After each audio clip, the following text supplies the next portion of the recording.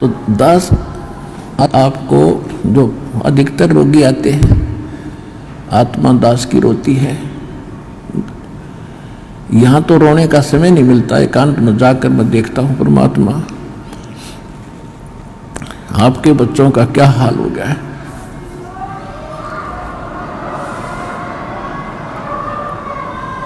एक एक टूक को तरस रहे हैं, एक एक रोटी के लिए सारा दिन भटकते फिरते, और ऊपर से एक कहर अलग से टूटे हैं इनके ऊपर। किसी को संतान नहीं, वो उसी दुख में सड़ रहा है, जल रहा है। किसी का कैंसर है, किसी को और दोष है, और एक पल का इनको पता नहीं कब क्या हो जाएगा।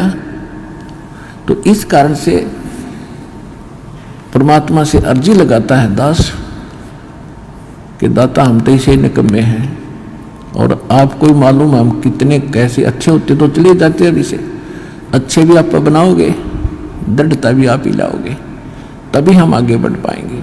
फिर भी इतनी उसके बाद भी कोई मर्यादा ठीक नहीं रखता है और अपनी मनमानी करता है, फिर हमारी अर्ज भी फेल और भगवान भी मदद आपकी नहीं करेगी।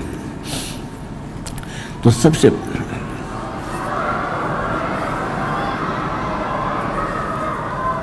तो कहने का भाव ये है कि जैसे एक भक्त के मतलब अच्छी कितनी इस ज्ञान से कितना फर्क पड़ा।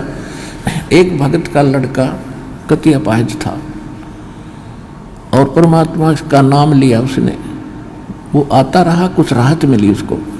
राहत मिली तो वो तब तक 1 2 4 10 12 साल भर वो आया, उसको ज्ञान समझ में आ गया और उस बच्चे को सतनाम तक प्राप्त हो गया, और फिर उसकी मृत्यु होगी। अब उस पिता को कति दुख नहीं था। उसने ये शब्द कहा कि जी आपका बच्चा शरीर छोड़ गया, सतलोक चला गया, वहां भी कोई बात ना, यह तो आत्मा परमात्मा की है, और उसने देखना है कि उस अपनी आत्मा को वो कैसे छुड़वाओगा परमात्मा इस काल के जाल से। तो उन्हें बोला जी कति दुख नहीं बने, घनी खुशी हुई एक मेरा बेटा सतनाम लेकर मर गया। और आप तो कहते हो कि प्रथम नाम से मनुष्य जीवन मिलेगा, और उसके तब भक्ति का बीज दृढ़ हो गया। तो देखो कितना हल्का हो गया। पहले वो कहर हो रहा था वो बच्चा, उसके लिए एक ज्ञान से हल्कापन, और फिर समाधान हो गया। और वो ये गारंटीड बात है, 10 महीने में यही सतलोक आश्रम में दिखा दूंगा उस बालक को, दूर नहीं जाएगा। तो हमारा यहाँ जो मूल सौदा है, जो मूल हम सौदा करते हैं, वो तो इस आत्मा का कल्याण का है, और बाकी जो आपको सुख देंगे हम यहाँ परमात्मा देगा। दास तो देखो परमात्मा ने हमारे इस दास को खूब सतर्क कर रखा है कि अपने ऊपर कभी ना लेना। खुद भगवान ने नहीं ली, परमात्मा की एक वाणी है, सुख देता है दिए जात है, ये दाता दिन रैन, और लोग भरम मोह पे करें ताते नीचे नैन। देने वाला परमात्मा कबीर जी है, और दास को केवल एक बीच में आपका मीडिया बनाए बैठा है। और आपको आप कहते हैं गुरु रामपाल ने ये सुख कर दिया, तो उसमें दास के नैन नीचे हो जाते हैं। परमात्मा कहते हैं कि देने वाला दे रहा है और लोग भरम मुझ पे कर रहे हैं ताते नीचे नैन। कहने का भाव ये है, देखो करेगा तो इस दास के माध्यम से। इस दास को ये समझ लो एक सिरिंज है इंजेक्शन लाने वाली, और यह ओके सिरिंजर बढ़िया नीडल है, इसमें दवाई है भगवान, और लगेगी रामपाल के आशीर्वाद के माध्यम से यह दवाई भगवान वाली जाएगी ऐसे।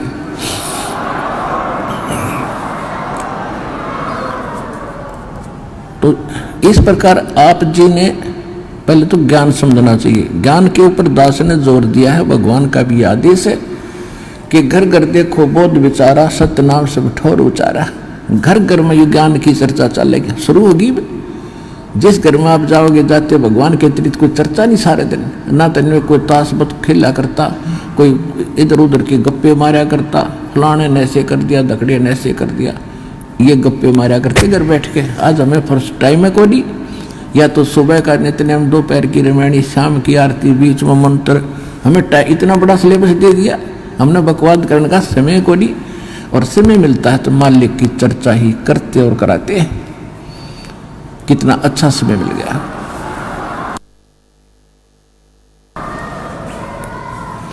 तो कहने का भाव ये है कि पहले इस ज्ञान को समझो और ज्ञान समझ के फिर भक्ति शुरू करो। चाहे कितना भयंकर रोग है, भगवान परमात्मा ने प्रसन्न कर लो। वो कैसे प्रसन्न होगा? जिस दिन वो प्रसन्न हो गया वो तो सोने कैसी काया बना दे जीव की। 1 सेकंड में एक बार 350-360 के लगभग कोड़ी थे, कोड़ी।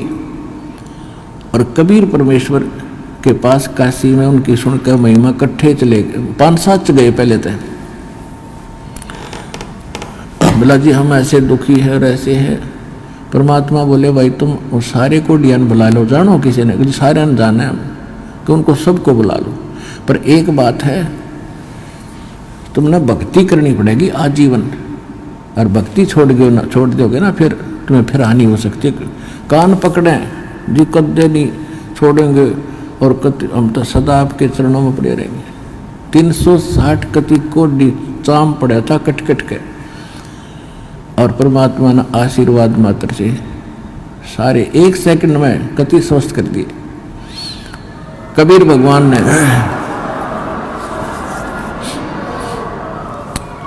अब वो हो गए स्वस्थ कति। अब जाते उन्हें तक 10-5 दिन तो महीने 2 महीने तो ठीक सी भक्ति करी, फिर हुए बकवाद भागी।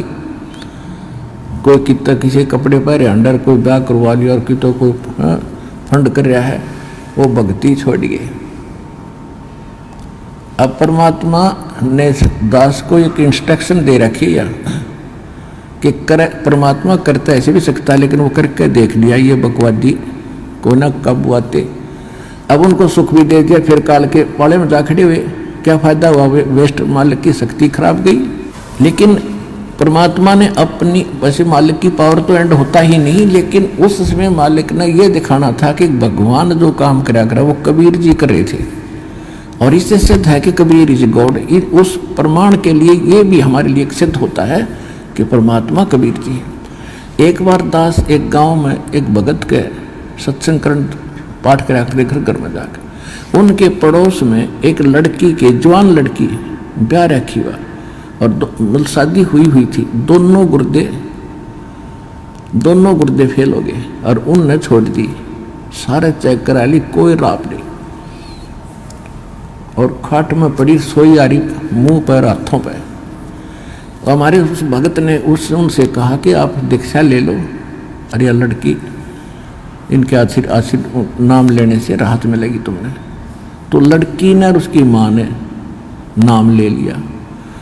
फिर उनको उस भगत ने सलाह दी कि तुम एक पाठ करा लो घर पे, गुरुजी आते हैं पाठ कर देंगे। हम उनके घर पाठ करने गए तो वह लड़की एक चारपाई पर पड़ी और उठन की हिम्मत नहीं, इन्हों कहती है उठती है नहीं।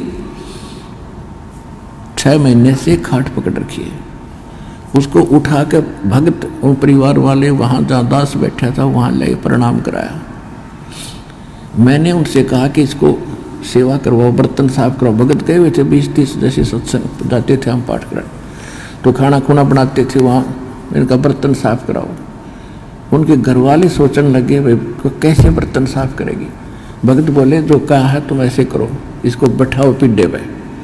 वो बैठा दी, 2 घंटे बर्तन साफ करे और अपने आप उठ के चल पड़ी। अब वो कति स्वस्थ होगी, पूरे परिवार ने नाम ले लिया।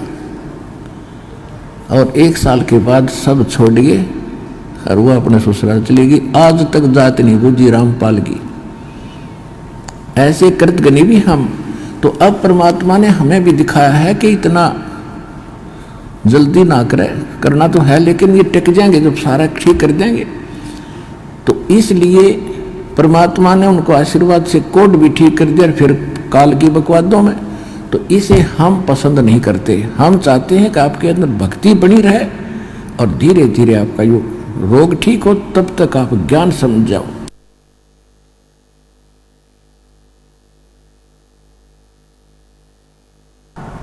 और जिसके मन में दोष है वो चला जाएगा। फिर कितने पृथ्वी ठिकाना नहीं, वापस में फिर भटक कर फिर आखिर में यही आना पड़ेगा। एक अभी कल ही मिल रहा था, एक बहन आ रही थी, उसको और उसका पति भी मिला। भक्तों ने बताया कि ऐसे ऐसे ये बहन आई थी 3 महीने पहले और इसको बहुत समझाया, नाम ले ले, इसका पति ने नाम ले लिया, इसने ना लिया। और ये भी आप विचार कर लेना, जो यहाँ आकर दीक्षा नहीं लेकर वापस जाता है तो उसकी कोई करड़ाई है, कोई भयंकर कर्म उसको दुख देने वाला है, जिस कारण से काल उसने परमात्मा की ओट में आन नहीं दे रहा। तो 3 महीने पहले वो आई थी बेटी, नाम ना लेके गई, फिर छत पड़ गई उसके ऊपर और रीढ़ की हड्डी टूट गई, और सीधी पड़ी है कति अलण की न टहलन की। अब परसों लेकर आ रहे थे, जब बताई माँ बेटी उस समय क्यों ना लिया, तो नहीं वो नाम या बला टल जाती तेरी। नहीं बोले जी गलती बन गई, बता ये अब कैसे आ गई तू? अब सब, अब रामपाल सही हो गया और कबीर भी भगवान हो गया, जब दे ही टूट गई है। कल के चोर बता क्या कर लेन का।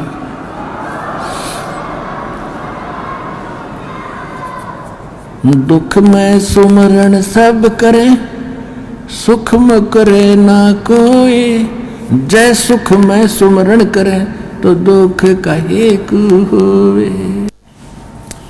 संत शरण में आने से आई टले बला, जय मस्तक में सूली हो वो कट्टे में टल जा। इस समर्थ परमात्मा की शरण में आने से यदि मौत भी हो यानी सूली टूटना हो तो कट्टा लगकर ही बच जाता है। अब जो प्रसंग चल रहा है पुण्यात्माओं के दास, जैसे यहाँ सुनता है कई भक्त आते हैं, ये ऐसे तो घने मिलते समय ने बोला जी कति घना ठीक हो गया, थोड़ी सी कसर रह रही है। मैं कहा यह कसर तो रखनी है सारे, मगर यह ना रही ना तो फिर भाग जाओगे वो काल के उसमें पाले में खड़े हो जाओगे जा करके। ऐसा नहीं, परमात्मा इतना दुख नहीं देने देगा आपको कि आपकी जान चली जा। तो इसलिए परमात्मा भी कहते हैं, हमें संकेत करते हैं, सुख के माथे सिला पड़ो जो नाम हृदय से जावे, और बलिहारी उस दुख के जो पल पल नाम रटावे। परमात्मा हमें संकेत करते हैं कि हे भगवान ऐसा सुख ना देना जिससे आपकी भूल पड़ जावे, और इतना दुख दिए रखना दाता तेरी याद बनी रहे। तो पुण्यात्माओं हम सुखी होते ही भगवान बोलते हैं, और दुख जब हमारे ऊपर आते तो कर्मों के हैं, और फिर हमें भगवान याद आता है। तो हमारे अब देखो आपके पापों में आग लगा रखी, भगवान ने आग लगा रखी, जो संचित कर्म है उनके भी और जो प्रारब्ध वाले इनमें भी। जब कर्म जले हैं, जब भी घास जलता है तब भी धुआं धावा आग उग थोड़ी बहुत दिखे जानो दुख दे रही है, लेकिन कति रोग कटन लाग रहा है आपका तो थोड़ा बहुत कष्ट भी हो उसने सहन कर लेना। अब जैसे तो आपको जो भयंकर रोग थे, जो भयंकर दुखदायी कर्म है, पहले आपके उन पर कुवाड़िया चल रहा है परमात्मा का, और छोटे मोटे तो धीरे धीरे हो जाएंगे, सारे ठीक हो जाएंगे। जैसे डॉक्टर के पास कोई भयंकर मरीज जाता है, वो सबसे पहले डॉक्टर उस स्थान का इलाज करेगा जहाँ से रक्त निकल रहा है, यानी जिससे उसकी जान जानी हो।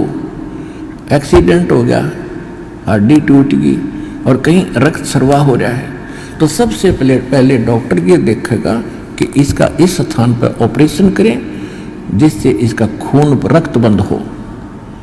और वो रो रहा है, डॉक्टर साहब टांग में दर्द घना है, हाय मर गया, तो डॉक्टर उसने ना देखता कि उसने तो चिल्ला लड़ते थोड़ी देरी तो फिर कर दूंगा ठीक, पहले ये रोग काटना ये करना जरूरी है जिससे इसकी मौत ना हो जाए।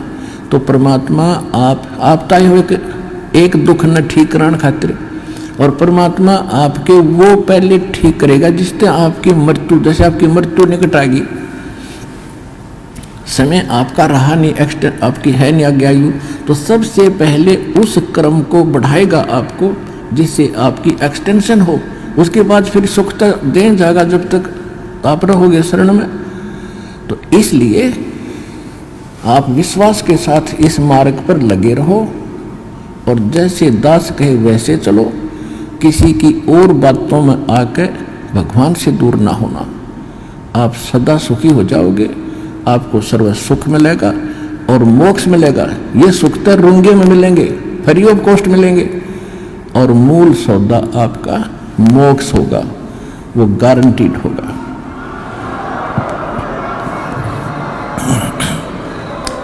अगर आप ये वीडियो YouTube पर देख रहे हैं तो हमारे चैनल को सब्सक्राइब करें और बेल आइकन को दबाना ना भूलें। अगर आप Facebook पर ये वीडियो देख रहे हैं तो हमारे पेज को लाइक करें।